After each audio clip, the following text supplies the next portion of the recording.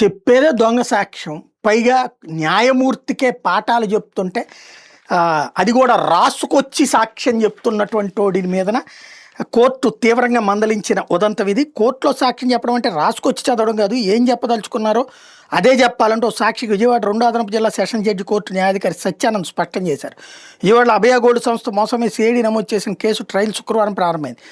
Multi marketing స్కీమ్లో భాగంగా ప్రజల నుంచి వసూలు చేసిన మొత్తానికి వస్తువులు కానీ ప్లాట్ కానీ ఇస్తామని ప్రకటించిన ఈ సంస్థ తర్వాత బోర్డు తిప్పేసింది. దీని మీద సిఐడి 2013లో కేసు నమోదు చేసింది. మొత్తం 23 మంది నిందితులుగా చేర్చి ఛార్జ్షీట్ దాఖలు చేసింది.